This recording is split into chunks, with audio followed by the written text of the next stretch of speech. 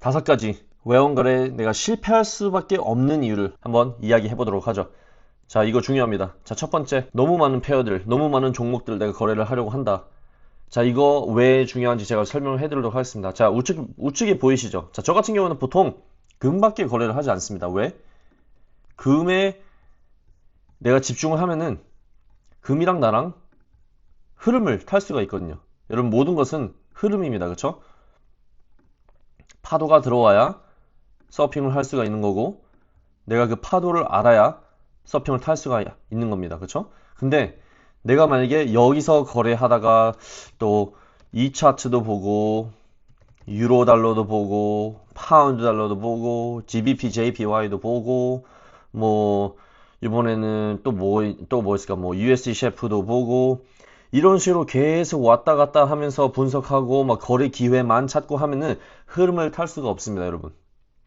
그래서 내가 만약에 3가지 이상, 솔직히 3가지도 많을 수가 있어요. 근데 내가 만약에 3가지 이상 종목을 거래를 하고 성적이 그렇게 좋지가 않다면은 가장 첫 번째로 제가 권장을 해드리고 싶은 거는 종목을 줄이는 겁니다. 3가지 이상이 아니라 3가지 밑으로 한번 줄여보세요. 그래서 한 놈만 죽어라 한번 해보세요. 한 달 동안 최소한.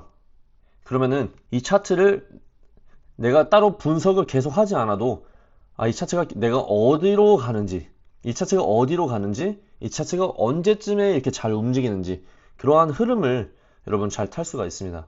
그래서 첫 번째 같은 경우는 제가 무조건 학생분들께 제가 권장을 해드리는 것, 그것은 종목을 줄이자. 거래하는 페어들 종목을 줄이고 하나에서 2가지, 3가지, 최대 3가지까지만 거래를 하자. 그래서 종목을 줄이자입니다. 정말 빠른 넘버원, 그렇죠? 첫 번째 이유였습니다. 자, 두 번째 같은 경우는 내 자신을 모르는 겁니다. 내 스타일을 모르는 거죠. 그래서 지금 현재 차트 같은 경우는 데일리 차트입니다. 근데 어떤 분들은 15분 스케일핑을 하고 5분 스케일핑도 하고 1분 스케일핑을 하고 잘 맞습니다. 근데 나는 먼슬리, 위클리, 데일리, 4시간 차트에서 진입을 하면서 스윙 트레이딩 기회를 찾고 이런 식으로 이제 나에게 어떤 것이 맞고 누구한테는 어떤 것이 맞고 이런 것을 이해를 하셔야 합니다. 내 적성에는 무엇이 맞는지, 내 스타일에. 내가 만약에 한국에 살고 보통 이제 5시 이후가 거래, 5시? 5시 이후가 거래의 기회가 많습니다. 그쵸? 그 말은 9시에서 5시까지 내가 일을 하는 그러한 직장이 있다. 일주일에 뭐 40시간 일을 해서 이러한 직장이 있다. 아니면은 내가 뭐 더 늦게까지 일을 한다. 예를 들어서 뭐 11시에 시작해가지고 뭐 7시, 8시에 저녁 8시에 끝난다. 그러면은 내가 거래를 하기가 힘들잖아요. 그쵸? 빨리빨리 이러한 스캘핑 스타일의 빠른 거래를 하기가 어렵잖아요. 그쵸? 그렇기 때문에 이럴 경우에는 스윙 트레이딩이 내 환경상에 스윙 트레이딩이 맞다. 4시간 이상 차트에서 거래를 하는 것이 내 환경상에 맞다. 아니면은 내 스타일이 완전 다르다. 나는 기다리지 못하겠고 빨리 나갔다가 오늘 거래해서 오늘 끝내고 오늘 수익 챙기고 오늘 손실 챙기고 이러한 스타일이 나에게 맞다. 그러면은 스캘핑을 하는 거죠. 그래서 나에게 어떠한 스타일이 맞는지 이것을 최대한 빨리 파악을 하는 게 상당히 좋습니다. 이번 주에는 어느 스타일, 오늘은 어느 스타일, 다음 주에는 또 어느 스타일, 내일은 또 어느 스타일 이런 식으로 계속 왔다 갔다 하면은 아까 첫 번째 이유랑 상당히 비슷한 거죠. 여러 가지로 왔다 갔다 하면서 하면은 흐름을 탈 수가 없고 흐름을 타지 못하게 되면은 꾸준한 수익을 내기 어렵다. 트레이딩은 약간 마라톤과 같다라는 말이 있습니다. 그렇기 때문에 꾸준함이 상당히 중요한데 그 꾸준함을 찾으려면은 내가 하는 행동 또한 모든 게 꾸준함이 있어야 됩니다. 그렇기 때문에 첫 번째 이유, 하나에서 최대 3개까지만 거래를 하고 거래 스타일 동안 꾸준함을 찾자. 거래 스타일 동안 그 안에서 꾸준함을 찾자입니다. 그래서 두 번째 이유, 꾸준함. 내 스타일을 빨리빨리 파악을 하자. 자, 세 번째, 리스크 매니지먼트입니다.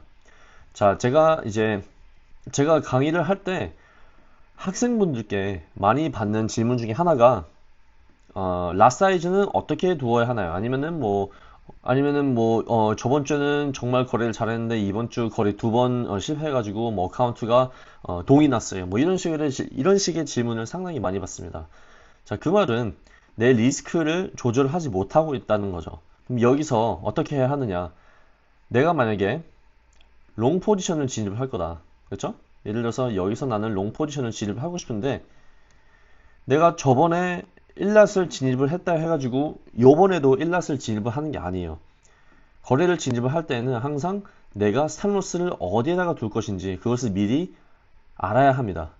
그 말은 엔트리가 여기고 내 스탑로스가 예를 들어서 내 스탑로스는 여기다 두어야겠다. 그리고 내 타겟은 여기다. 그러면 비율이 나오잖아요. 그렇죠? 1대 8.7. 오케이. 그럼 비율도 괜찮고 그럼 나는 거래를 할 수 있겠네. 그러면 스탑로스를 계산을 합니다. 자, 그러면은 여기서 여기까지가 몇 핍인지 계산을 해요. 그래서 쉽게 좀 계산을 해봅시다. 그러면 20380 그리고 여기는 예를 들어서 2028로 잡아줍시다. 그러면 100핍이에요. 100핍 여러분. 그러면 100핍이라는 스탑로스가 있고 내가 랏 사이즈를 1랏으로 진입을 하고 싶고 내가 걸려고 하는 리스크는 $1000다. 예를 들어서. 그러면은 이제 계산이 가능한 거죠. $1000 리스크 그리고 스탑로스 100핍. 그러면 100핍이라는 거리를 갔을 때 $1000가 되려면은 랏 사이즈가 어떻게 되어야 하느냐? 1랏이죠. 핍당 10불이니까. 그렇죠? 그러면은 이제 이 계산이 이제 슬슬 되죠? 예를 들어서 스탑로스가 2025야. 아니, 좀 더 쉽게 갑시다. 계산하기 쉽게. 수학을 잘 못해서 2033 50핍 차이. 그러면은 똑같은 $1000를 리스크를 둘 거고 이번에는 스탑로스가 50핍이니까 1랏이 핍당 10불이고 50핍이면은 여기까지 갔을 때 500불이네? 그러면 이제 두 배를 내가 걸 수가 있는 거죠. 2랏이라는. 이런 식으로 계산을 미리 하고 진입을 하는 거예요. 그래야지만 내가 거래를 만약에 두 번, 세 번 이런 식으로 연속으로 했을 때 어카운트가 날아가는 것이 아니라 고정된 리스크를 통해서 계속되는 마라톤을 내가 즐길 수가 있는 거죠. 그리고 이런 식으로 달러를 밸류로 삼아서 진입을 할 수가 있고요. 리스크 계산을 할 수가 있고요. 아니면 퍼센테이지를 계산을 해가지고 진입을 하는 방법이 있죠. 또 예를 들어서 매수를 할 거고 확대 좀 한 다음에 매수를 할 거고 엔트리가 여기고 스탑로스 같은 경우는 이제 엔트리가 1948 스탑로스가 1928 오케이. 그러면은 200핍이라는 또 거리가 있잖아요. 그렇죠? 내가 걸려고 하는 리스크는 내가 어카운트가 10,000불짜리 아니면 뭐 20,000불짜리 리스크 이제 어카운트가 있고 아니면 조그맣게 갑시다. 현실적으로 2,000불 예를 들어서 2,000불이라는 어카운트가 있다. 그 다음에 내 리스크는 1%다. 그러면 1%는 20불이다. 그쵸? 그러면은 여기서 여기까지가 200핍. 스탑로스는 200핍. 그러면은 200핍이 20불이 되려면은 0.01랏. 왜냐면 핍당 이거니까 곱하기 200을 하면은 20불이 되는 거죠. 그렇죠? 간단하죠? 이런 식으로 이제 미리미리 스탑로스를 계산을 한 후에 진입을 해야지만 리스크 매니지먼트, 리스크 관리를 할 수가 있는 겁니다. 진입을 한다고 해가지고 고정적인 랏 사이즈를 잡은 후에 그 다음에 내가 스탑로스가 어디가 될 건지 결정을 해버리면은 리스크 관리가 될 수가 없습니다. 그렇기 때문에 외환거래 무조건 망하는 이유, 세 번째 이유 같은 경우는 리스크 매니지먼트입니다. 그 다음입니다. 네 번째, 전략을 계속해서 바꾼다. 전략을 계속 바꾼다. 첫 번째 두 가지 이유랑 현실적으로 똑같은 거예요. 여러 가지 페어 많이 보는 거 왔다 갔다 하면서 두 번째 내 스타일 계속해서 바꾸는 거 그 다음에 이번에는 전략을 계속해서 바꾸는 거죠. 전 강의 보시면 아시겠지만은 뭐 이번 주에는 하모닉 패턴도 해보고 그 다음 주에는 뭐 피보나치만 이용을 해서 계산을 이제 거래를 한번 해보고 그 다음 주에는 또 뭐가 있을까? 또 이거 이렇게 스트럭처 사용을 해서 또 거래를 한번 해보고 그 다음에는 뭐 보조 지표 이번에 또 보조 지표 좋은 게 있대 해가지고 뭐 EMA 크로스오버 뭐 이런 거 사용해가지고 또 거래를 한번 해보고 기준점이 없는 거죠. 그래서 꾸준함이 없는 거예요. 그래서 내 스타일, 내 전략, 백테스팅을 많이 해보고 어떠한 전략이 맞는지, 나에게 맞는지, 어떠한 전략이 꾸준함을 나에게 줄 수 있는지, 그것을 잡은 후에 계속 한번 해보세요. 조금씩 조금씩, 진짜 조금씩 조금씩 수정을 해나가면서 당연히. 근데 너무 큰 폭으로 전략을 계속해서 바꿔가면은 누가 이 방법으로 어제 이만큼 수익을 냈대. 나도 한번 해봐야지. 이런 식으로 계속해서 왔다 갔다 하면은 늘 수가 없어요. 뭐 누구 밑에서 배우는 거 그것도 똑같습니다. 누구는 이런 식으로 이제 배우는데 누구는 이런 식으로 가르치는데 여기서 해보고 저기서 해보고 기준점이 없는 거죠. 나에게 맞는 전략을 찾아가지고 그것에 맞는 이제 샘플 사이즈를 키워봐야 해요.